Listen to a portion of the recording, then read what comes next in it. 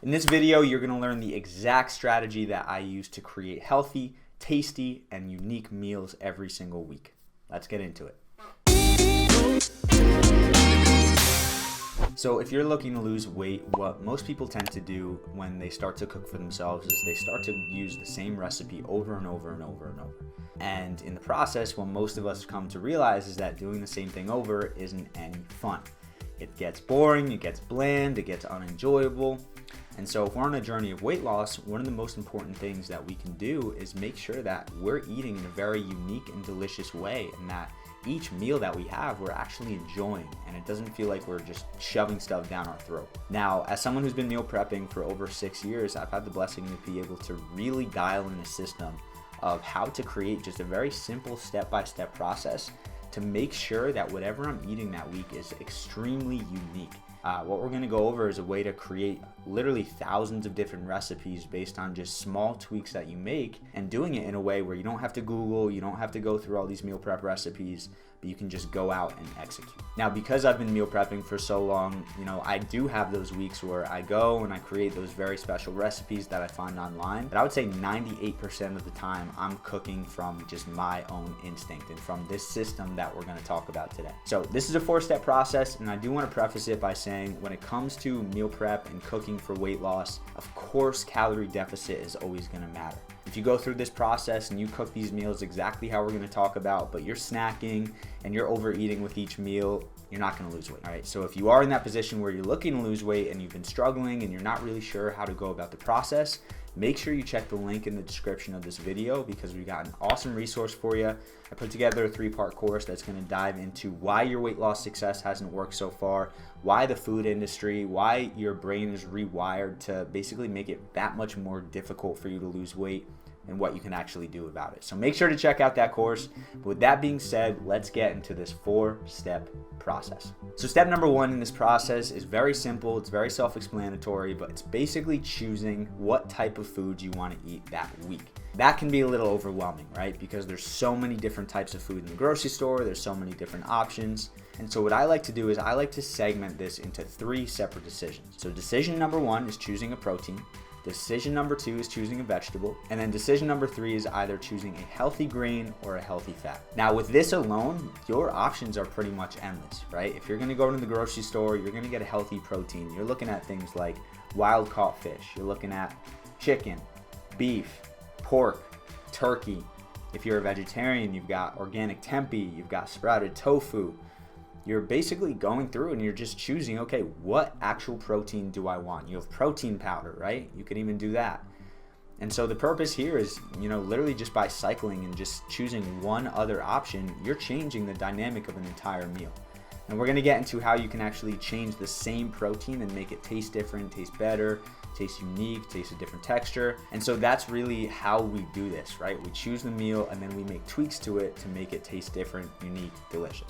And so once you do that, you're gonna go into your veggie. Of course, you have basically a list of veggies here. What I would recommend is sticking to more of the cruciferous vegetables such as broccoli or cauliflower, or the leafy greens such as spinach or kale. But you really do have so many different options here. You've got the beets, bok choy, Swiss chard, Brussels sprouts, asparagus, red cabbage, mushrooms, onions, peppers. You really can go through, literally walk the aisles and just pick out, I want that veggie, I want that veggie, I want that veggie. And if you get your portioning right, then you have your meals for the week. And then that third option is a healthy carb or healthy fat. And I'm really emphasizing healthy here because the more refined that these grains get, or these carbs, the more processed that they get, the less beneficial they're gonna be. The more they're gonna spike your blood sugar, the more they're gonna create an appetite for you, crash your energy, change the brain, change the body. And so really what we're doing here is we wanna focus on those good, healthy grains and carbs and fats, like jasmine rice, basmati rice, quinoa, couscous, farro, sweet potato, avocado. All of those alone, just picking one out, what one do I want to try this week, and actually going out and having it. So once you have those options, we move into step number 2, which is basically choosing how each individual item is cut. Now with grains, that's not really applicable, right? There's not really different ways to cut rice or couscous or quinoa. But when it comes to the protein, we can definitely look at different ways to cut this. When it comes to the veggies, even some veggies, we can look at different ways to cut it. So for example, for a chicken, you You could fillet it into very thin slices. You could keep it just a whole chicken breast. You could cube it. You could make it into strips, right? Same food, obviously, but there's different ways to actually create it. And what you're gonna find is that different shapes, different sizes is gonna impact how it's cooked, and it's actually gonna impact the taste and texture. And so it's just as simple as that, going through, how do I want this shaped? How do I want this shaped? How do I want this cut? Making that decision, and then moving to the next step. And the next step is gonna be choosing how it's cooked. Now, we have a lot of different options here. I'm just gonna go through and list a few, but based on how you cook each individual food, the taste, the texture, it's all gonna be different. And so you can play around with this, especially if you've never cooked, to just go and see what you like the best. But some of your options, you can bake, you can broil, you can air fry, you can cook in the toaster oven, you can pan fry, you can saute, you can broil, you can boil, you can grill. A lot of different options here, but the whole purpose is when you do this, when you start and when you think about how you're going to cook things, just think about, what can I actually do? Like, what is the choice that I want to make of how to cook this? And just a really quick hack for you, if you don't know how to cook, so like if putting chicken in the oven is just so foreign, you don't know what temperature, you don't know what time to put it in, just Google search chicken baking recipes or baked chicken recipes. Right? Just put that into Google, and one of the first few results they'll give you a different recipe, right? They'll give you different spices and all different ways to cook it and cut it up, but you'll actually find that they'll tell you, put it in the oven for 400 degrees for 30 minutes. And then you can just go out and do that. And once you choose that, before you actually cook it, you want to go and make sure that step 4 is solid, because step 4 is really where the uniqueness of each meal comes in. And that's choosing the different oils that you cook it in, the different spices you use, the different sauces, and potentially the different liquids for certain meals. And so really this is where it's deciding, okay, how am I going to create the specific taste for this meal?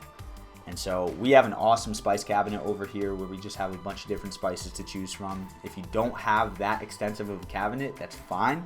You can change the taste simply by adding something like garlic powder, onion powder, turmeric, cayenne. You could do curry. Like, just fill your cabinet with a bunch of different spices, and every single week you can use a different one. Same exact thing goes for oil. Now, with cooking with oils, especially if you're looking for weight loss, it's super important to avoid the more processed oils like the vegetable oils, canola oil, soybean oil. So we usually want to stick with like an olive oil, an avocado oil, or coconut oil here. And then finally, you've got the sauce option. Now, of course, the sauce can be put on before you cook it and have it on it while it's cooking, or you can put it on after. What's super important here when you're choosing sauces, if your goal is weight loss, is to avoid the sauces that have a ton of processed ingredients, especially sugar in there. The more sugar that's in the sauces, the worse, right? Sugar in ketchup is one of the biggest reasons why people are feeling like they're staying on track, but they're not when it comes to the sauces they use, because if you're like me, you use a lot of ketchup when you're dipping fries or when you're using it for anything else. And it's always a good idea to make sure you're checking the ingredients with these, but the sauce options here are endless. I would recommend sticking with more of a low calorie, low ingredient type of sauce, such as a hot sauce or the soy sauce alternative, coconut aminos. But really here again, going through that entire list, walking through the grocery store, pointing out sauces, what would be delicious, what sounds good, what looks good, going in your refrigerator, same exact thing here. Once you have those opportunities, it's pretty much endless choices. And then the final thing to add in is maybe you want to include some sort of base in your meal.